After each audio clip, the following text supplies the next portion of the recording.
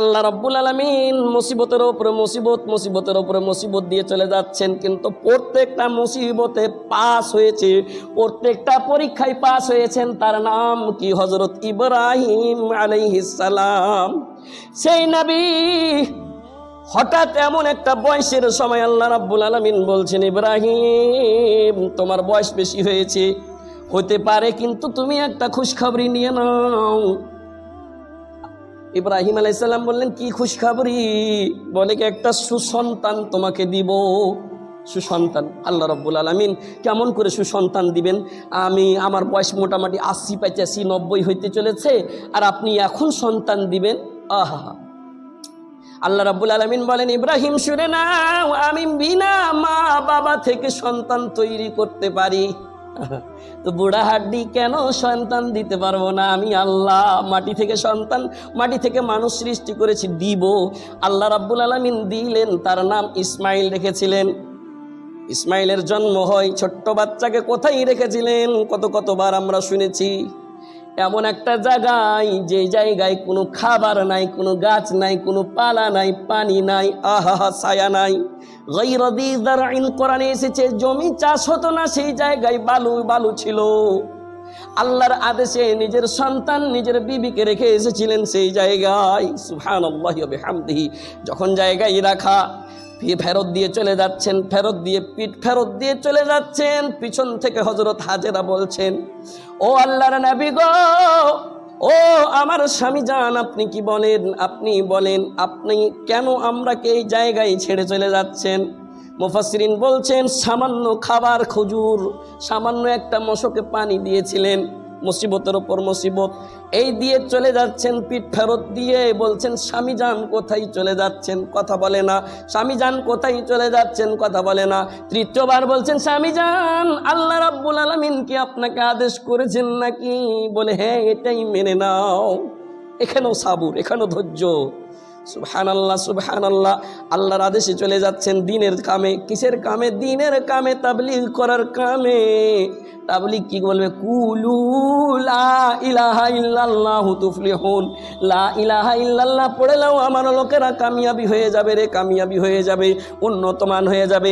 আজকে আমরা কামিয়াবি দোকানে মনে করি, আজকে আমরা কামিয়াবি নিজের বিজনেসে মনে করি, আজকে আমরা কামিয়াবি নিজের চাকরিতে, নিজের জমিতে মনে করি। কামিয়াবি ওখানে যদি থাকতো, জমিনে যদি কামিয়াবি থাকতো, মুয়াজ্জিন সাহেব হাইয়া আলাল ফালাহ শব্দটি বলতেন না।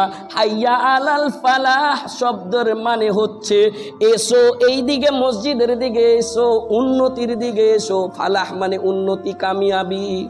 আজকে দোকানে বাজারে আছে, কামিয়াবি ইহা হ্যাঁ, আপ বাজার में घूम रहे, কামিয়াবি ইহা হ্যাঁ। আহা, মসজিদ में, যদি মসজিদে কামিয়াবি না থাকতো, সব সময় থাকতে বলছে মানুষ, মুসলমান। এই জিনিসের তো প্রশ্ন হবে হাশরের মাঠে। সব সময় থাকতে বলছে, 7-7টা মিনিট, 10-10টা মিনিট করে তো 5 বার আসতে হবে গো। সুবহানাল্লাহ। ফাইদা কুদিয়াতিস সালাত ফান্তাশিরু ফিল আরদ ওয়াবতাগু মিন ফাদলিল্লাহ। তোর পেট দিয়েছি, সংসার দিয়েছি, আমার পাঞ্জিগানা আদায় করে তুমি চলে যাও, জায়েজ তিজারত করো, জায়েজ বিজনেস করো। সুবহানাল্লাহ, সুবহানাল্লাহ। আমরা বুঝতে পারলাম না আমরা কার বান্দা, আমাদের মালিককে, তার পাওয়ার কত আছে আমরা বুঝতে পারলাম না, পেরেও আমরা আমল করতে পারলাম না। কখন আমল আসবে, কখন জ্ঞান আসবে আমরা বুঝতে পারলাম না। শুনেন, আল্লাহ রাব্বুল আলামিনের আদেশে হযরত ইব্রাহিম চলে যান, ফেরত আসে। ফেরত আসার সময়, ফেরত এসে কেন? একটা স্বপ্ন দেখেছিলেন। সুবহানাল্লাহ। ফালাম্মা বালাগা মাআহু সাইয়া ক্বালা ইয়া বুনাইয়া ইন্নী আরা ফিল মানামি আন্নী আযবাহুকা ফানজুর মাযা তারা। মুসিবতের উপর মুসিবত, মনে মনে ভাবিয়েন না মাওলানা এখান থেকে ওখান টপিককে কেন ফেরত দিচ্ছে। দেখেন, আমি বুঝতে পারি না কি সময়ে আমি আপনারাকে কি বুঝাবো। আল্লাহ আজকে নিয়ে এসেছেন, কেমন করে একটা মাইয়াতের জানাজাতে এসেছিলাম। আল্লাহ তাআলার মঞ্জুর আছে যে আজকে খুতবা এখানে হবে, আপনারা কিছু শোনাবো, আল্লাহর কাছে দোয়া করবো। আল্লাহ যা বলছি বলার পরে কোনো কথাটা কানে গুঞ্জে দিয়ে এই আমাদের সমাজের লোকেরাকে আমল করিয়ে দিন। পড়েন আল্লাহুম্মা আমিন।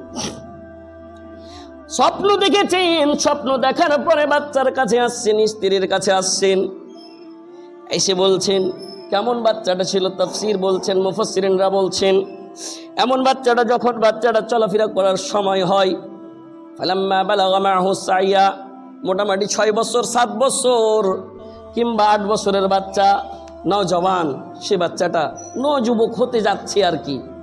বাচ্চাটাকে এসে প্রশ্ন করেছে, ইয়া বুনাইয়া ইন্নী আরা ফিল মানাম, বাবুরে আমি স্বপ্নে দেখেছি রে। কি দেখেছেন আব্বুজান বলেন? আন্নী আযবাহুকা, আমি জানো তোমাকে জবাই করছি বাবু, তোমার খেয়াল কি?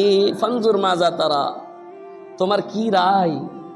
সুবহানাল্লাহ, কেমন সুন্দর বাচ্চাটা বলছেন, ইয়া আবাতি ফাআল, আব্বু আপনি আমাকে করেন, আপনি করতে পারেন, মা তুমার, যেটা আপনাকে আদেশ হয়েছে।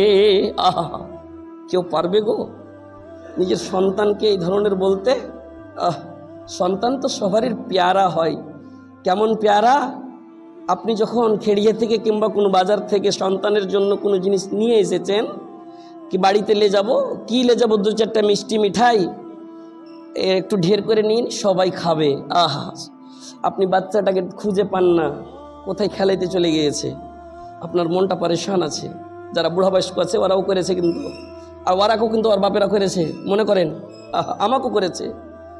যতক্ষণ বাচ্চাকে খুঁজে পাইনি, যতক্ষণ খুঁজে পাইনি বাবার মনে শান্তি নাই, এটা এখন হচ্ছে। আর তখন দেখেন আল্লাহর আদেশকে পালন করার জন্যে এক দেশ থেকে এক দেশ ছুটে চলে আসছে, বলে বাবুরে আমি যেন তোমাকে নিজে হাতে কুরবানি করছি, জবাই করছি, বলো তোমার কি রায়? ছোট্ট বাচ্চাটা বলছেন, ইয়া আবাতি ফাআল, আব্বু আপনি করতে পারেন। ফানজুর মাজা তারা, ক্বালা ইয়া আবাতি ফাআল মা তুমার, সাতাজিদুনি ইনশাআল্লাহু মিনাস সাবিরিন। আব্বু আপনি করেন, করতে পারেন, অবশ্যই করেন, আপনি আমাকে পাবেন। কোথায় পাবেন? ধৈর্যকারীদের ভিতরে। আয়াতের শেষ দিকে সাতাজিদুনি ইনশাআল্লাহু মিনাস সাবিরিন, আল্লাহ যদি চাই আমাকে আপনি পাবেন। কোথায়? যারা ধৈর্য ধরবে, ধৈর্যকারীদের ভিতরে। আল্লাহ রাব্বুল আলামিন ধৈর্যকারীর সঙ্গে থাকে। ইন্নাল্লাহা মাআস সাবিরিন, এই আয়াতটা শুনেছি, শোনা লাগছে। ইন্নাল্লাহা মাআস সাবিরিন, এই আয়াতটা শোনা লাগছে কি আল্লাহ রাব্বুল আলামিন ধৈর্যকারীদের সঙ্গে থাকে। সুবহানাল্লাহ, ধৈর্য রেখেছেন। ধৈর্য ধরার ফল আল্লাহ রাব্বুল আলামিন দিয়েছেন। 2 ऐसे फल हैं जो मार्केट में नहीं मिलता, बाजार में नहीं मिलता, लेकिन उसकी स्वाद बहुत मीठी है जी। कितनों भी रुपया दे दें, कितनों भी पैसा दौलत लुटा दें, नहीं मिलेगा। सुभान अल्लाह, मार्केट में नहीं मिलेगा, लेकिन स्वाद बहुत मीठी है। एक धैर्य যাকে সাবুর বলে, আর একটা কি মেহনতের ফল। সুবহানাল্লাহ, তার ফল খুব মিষ্টি হয়। ধৈর্যর ফল ধরেছিলেন হযরত ইব্রাহিম, ধৈর্যর ফল ধরেছিলেন মুহাম্মদ, ধৈর্যর ফল ধরেছিলেন হযরত আবু বকর, ধৈর্যর ফল ধরেছিলেন হযরত উমর, ধৈর্যর ফল পেয়েছিলেন হযরত উসমান। ধৈর্য করেছেন তারা, ধৈর্যর ফল আল্লাহ রাব্বুল আলামিন তারাকে দিয়েছিলেন। সুবহানাল্লাহ। এখানে শয়তান দেখেছে সন্তানকে হাতে ধরে নিয়ে চলে যাচ্ছেন, শয়তান ছাড়া দিয়ে দূর দিয়ে যাচ্ছে। ইসমাইল তুমি কোনটা যাইছো? যাইও না বাবু, জানো তোমার বাবা কি করবে, তোমাকে জবাই করতে নিয়ে চলে যাচ্ছে, যেও না। আহা, সুবহানাল্লাহি ওয়া বিহামদি, কেমন সুন্দর কথা বলছেন। মুফাসসিরিন বলছেন ছোট্ট বাচ্চাটা কেমন কথা বলছেন বাপুরা আমার শুনবেন। ছোট্ট বাচ্চাটা বলছে আল্লাহ রব্বুল আলামিন মানে আমার বাবার মালিক, আমার বাবাকে যেটা আদেশ করেছে সেটাই অতি উত্তম। তোমার তাতে কি, তুমি এখান থেকে চলে যাও। আল্লাহ রব্বুল আলামিন আমার চাইতে আমার আব্বাকে বেশি ভালো বদলা দিতে পারে, তোমার তাতে কি। ছোট্ট বাচ্চা জবাব দিয়ে ওখান থেকে লাঞ্ছিত হয়ে, শর্মিন্দা হয়ে চলে যাচ্ছে হাজেরার কাছে। হাজেরা তুমি কি জানো তোমার কলিজার টুকরা সন্তানই একটা সন্তান পেয়েছো, সেই সন্তানটা যখন দেখছো তোমার মুখে হাসি আসছে। হাজেরা ওই বাচ্চাটাকে জবাই করতে নিয়ে যাচ্ছে, যেতে দিও না। আহা, তিনি ওই কথা বলছেন কি আল্লাহ রাব্বুল আলামিন যদি এর চাইতে বেশি ভালো বদলা দেয়, তোমার তাতে কি, তুমি যাও। সরে গেল। ওখান থেকে ইব্রাহিমের কাছে যাচ্ছেন। ইব্রাহিম গো, তুমি একটা নবী, কেমন করে নিজের হাতে সন্তানকে জবাই করবেন? এটা কি আপনি পেগাম দিতে চাইছেন নাকি? বলে কি আমার রব আমাকে আদেশ করেছে, এর চাইতে ভালো বদলা আমাকে দিতে পারে তোমার, তাতে কি তুমি এখান থেকে চলে যাও। সুবহানাল্লাহ। বাবাকে বলছে, বাবা বাবা গো, মুফাসসিরিন লিখছেন বাবা চোখে একটা পর্দা লাগিয়েলেন, চোখে একটা পর্দা লাগিয়েলেন, ছুরি চালাইতে পারবেন না। যখন চেহারাই পড়বে, আমি তো একটাই সন্তান, আমাকে দেখে পারবেন না আব্বুজান, পর্দা লাগিয়েলেন। আল্লাহ রাব্বুল আলামিন ওখান থেকে দেখছে, বাপ বেটার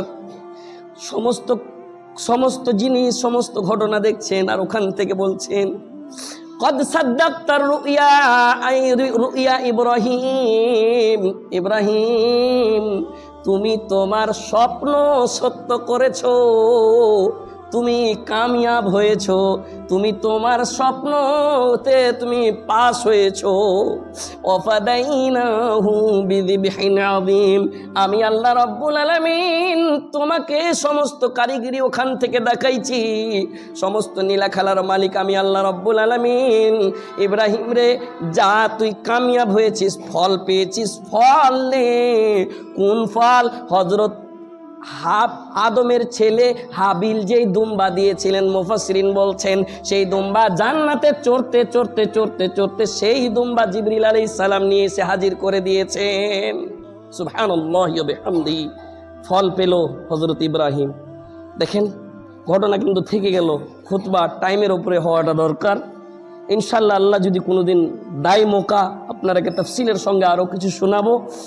আর যদি মৌকা দেয়, আজকে মৌকা দিয়েছেন, শোনাইলাম। এখানে একটা জিনিস বুঝতে পারলাম যে ধৈর্য ছিল তাদের ভিতরে, আমাদের ভিতরে ধৈর্যগুলো নাই। তো কেমন করে পাবো? ধৈর্য ধরে আমরা কি ইবাদত করতে হবে? ওই লোকটার জন্যে কি কবর? যে লোকটা ফজরের টাইমে উঠে উজু করে আসছে, আমরা সবারই জন্য কি কবর নাই? তিনটা প্রশ্ন আমাকে পুছ করবে না? সুবহানাল্লাহি ওয়া বিহামদিহি। মানুষ, তোমার তো জীবনের গ্যারেন্টি নাই। বাপজি ভাইজানেরা আমার, আমি খুতবা এখান থেকে শেষ করতে চাই।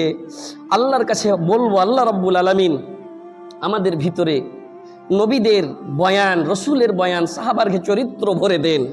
পড়েন আল্লাহুম্মা আমিন। ইয়া ইলাহুল আলামিন, আমাদের ভিতরে আলেমের বয়ানগুলো শুনে আমল যেন আমরা করতে পারি, এটা তুমি তৌফিক দেন। পড়েন আল্লাহুম্মা আমিন। ইয়া ইলাহুল আলামিন, আমরা আগে যা করেছি আমাদের গুনাহ খাতাকে মাফ করে আমরাকে বেশি তো নয়, আপনার ফরজ করদা ইবাদতের দিকে নিয়ে যাওয়ার তুমি তৌফিক দেন। ইয়া ইলাহুল আলামিন, এই সমাজের যারা বৃদ্ধ বাপজিরা আছেন, অসুখ বিসুখ আছেন, মাবুদ মাওলা আমাদের অসুখ বিসুখকে আপনি সারিয়ে দেন।